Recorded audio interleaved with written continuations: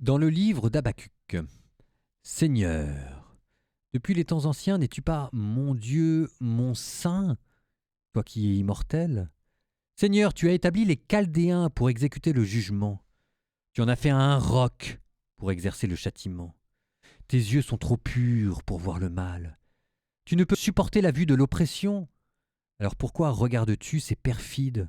Pourquoi restes-tu silencieux quand le méchant engloutit l'homme juste? Tu traites les hommes comme les poissons de la mer et comme les reptiles que personne ne domine.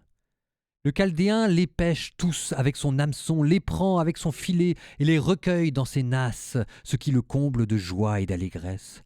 Alors il offre des sacrifices à son filet, il fait fumer de l'encens devant ses nasses, car il leur doit une prise abondante et une nourriture copieuse.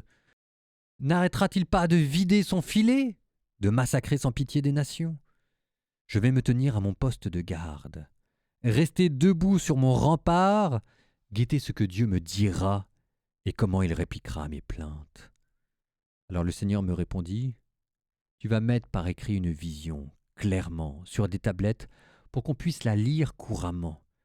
Car c'est encore une vision pour le temps fixé, et elle tendra vers son accomplissement et ne décevra pas. Si elle paraît tarder, attends-la. Elle viendra certainement sans retard.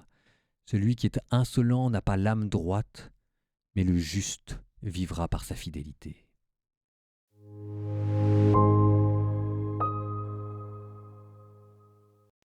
On est en train de faire le tour des petits prophètes, là. On était dans Naoum. Là, maintenant, c'est un nouveau Habacuc. Alors, deux petites choses pour que vous arriviez bien à comprendre. Ici, il était question des Chaldéens. Seigneur, tu as établi les Chaldéens pour exécuter le jugement, tu en as fait un roc pour exercer le châtiment.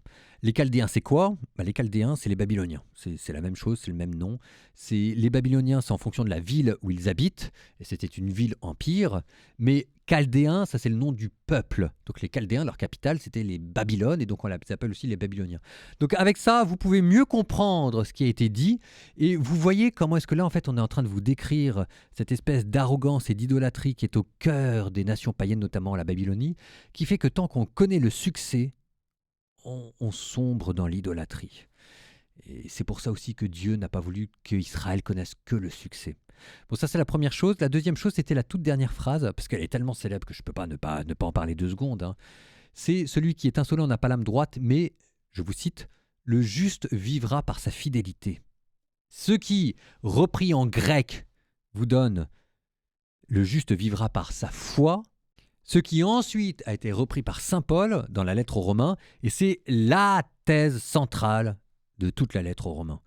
Si vous voulez retenir en une phrase la lettre aux Romains, c'est celle-là, elle vient d'Habacuc, c'est le juste vivra par sa foi.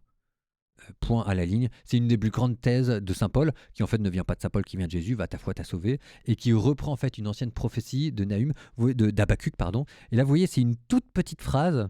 Faut-il avoir scruté longtemps les Écritures pour arriver à voir tout le potentiel qu'il y avait dans cette phrase? Ça, c'était saint Paul. Ça, c'était Jésus.